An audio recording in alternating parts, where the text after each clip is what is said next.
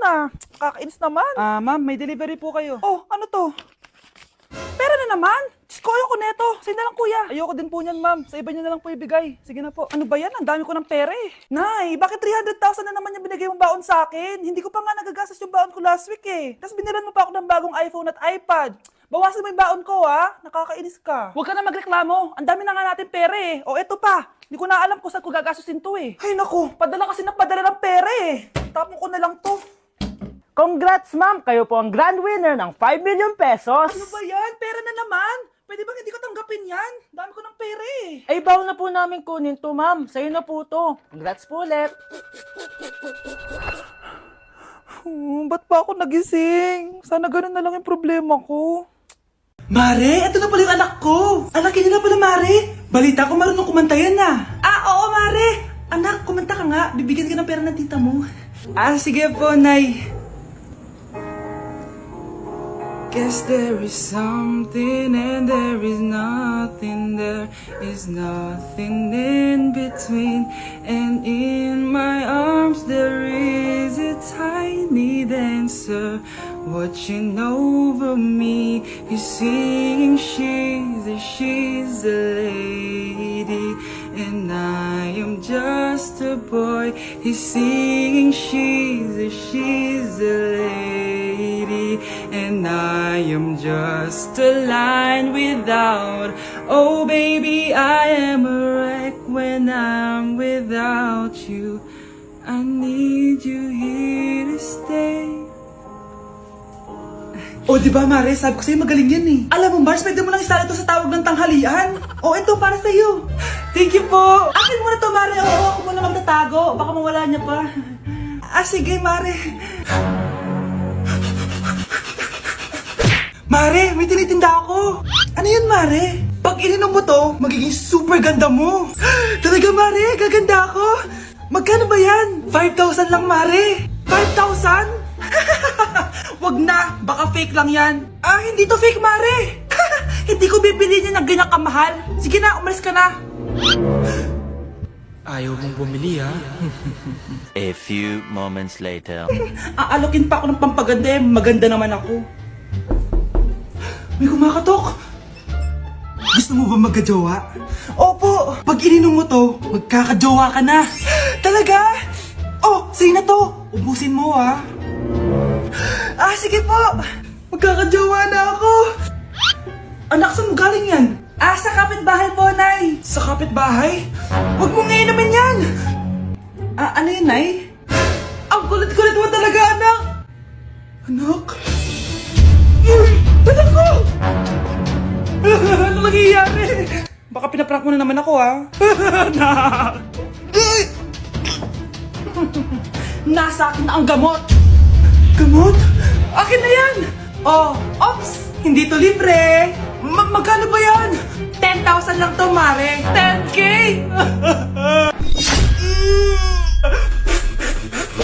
Nay, sorry. Napagastos ka pa tuloy sa pagpapa-hospital sa akin. Ano ka ba, anak? Nawala na nga sa akin yung kuya mo, di ba? Ayoko namang mawala ka din sa akin. Hello po, good morning. Dok, ano po balita? Makakalabas na po ba si Scarlett bukas? Ma'am, may good news po ako. Pwede na po lumabas si Scarlett bukas. Salamat sa Diyos! Hindi na ako magiging pabayang ina. Ayoko na maulit yung nangyari sa kuya mo. Nay, ano pala nangyari kay kuya? Hindi mo pa nakakwento sa akin yun. Ha? Bata pa yung kuya mo, anak, nung nawala ko siya sa palengke. Mare, magkano tong sitaw? 50 na lang sa'yo, Mare. Ang mahal naman, Mare. Pwedeng 20 na lang to. Mga laruan ba yun? Ang ganda nun na. O siya, sige na, kumare naman kita eh. Ayun yung gusto ko sa'yo eh. Tara na, anak. Anak, anong lugar na to? Nasaan yung batang yun? Nasaan na si nanay? Nay! Anak! Ate, may nakita po kayong bata dito? Ay, wala po akong nakita eh. Nasaan na ba yun? Anak! Simula noon, hindi ko na nakita yung kuya mo, Scarlett. Hanggang sa may pumuntang pulis sa bahay natin. Ang sabi nila, patay na daw siya. Grabe naman yung nangyari kay Kuya Nay. Ang lungkot naman po pala nung nangyari sa kuya ni Scarlett. Sige na po, ma'am. Kailangan ko pa pong bisitahin yung mga ibang pasyente. Sige po, Dok. Salamat po. Anak, ang importante, makakauwi ka na bukas. Opo, Nay. Makakapag-thirst trap na ako ulit.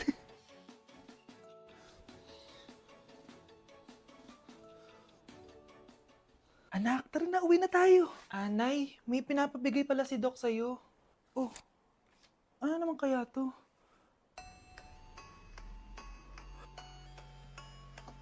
Paano nangyari yun? Anak, bumili ka nga ng paminta kila Aling Bebang. Isa lang ha. Ah, sige po, Nay.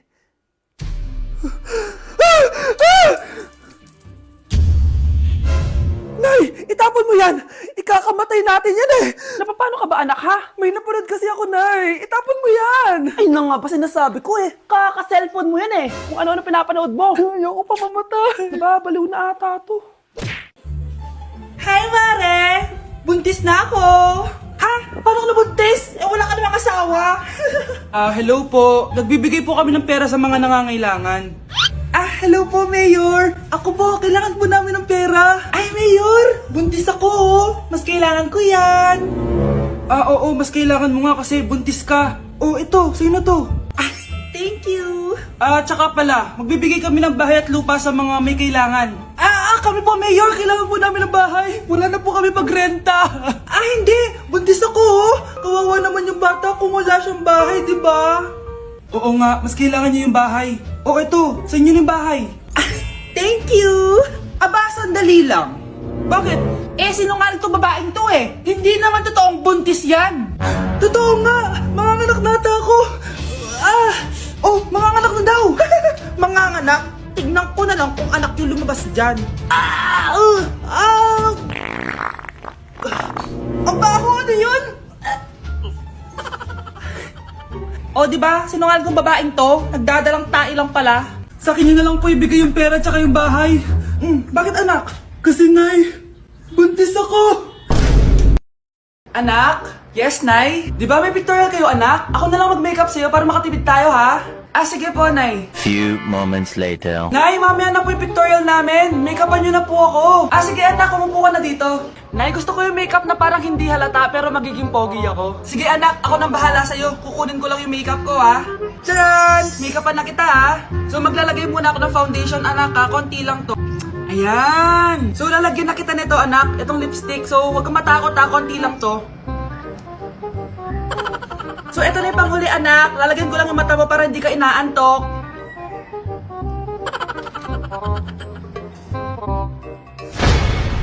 Ayan! Mukhang gising na gising ah! Pogi na ba, Nay? Gwapo-gwapo mo na! Ready ka na talaga sa pictorial mo? Gusto mo ba makita? Picturean kita. Ito po. Patingin nga po, Nay.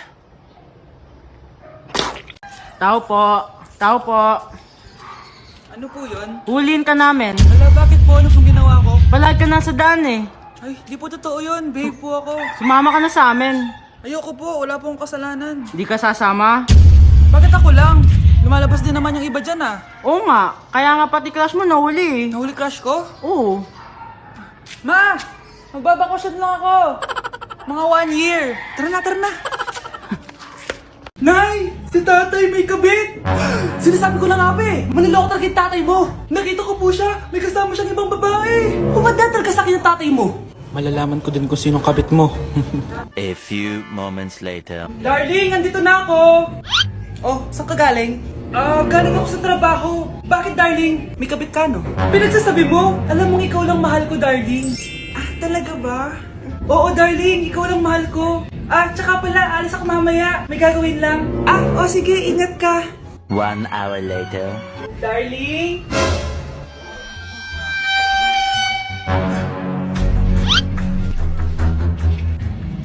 Sinasabi ko na nga ba eh! May kabit ka! Walang iya kayo! Dito pa kayo maghaharutan!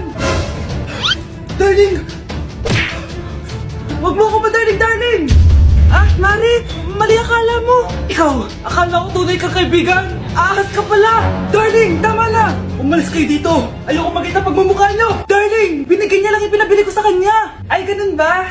So, surpresahin kita kasi anniversary natin bukas, di ba? Sorry! Yes! Ang taas ng score ko! Anong score mo, Scarlett? 19 yung score ko. Ay, hindi perfect. Buti pa ako, naka 20. Bawi ka na lang next time, ha? Scarlett, nagawa mo ba yung assignment natin? May assignment tayo? Hala, di ko nagawa. Huwag mo nang sasabihin kay mama. Sige, di ko sasabihin. Ma'am, may assignment po pala tayo. Ay, oo nga pala, may assignment tayo, class. Ang hindi gumawa ng assignment, bagsak sa akin, ha?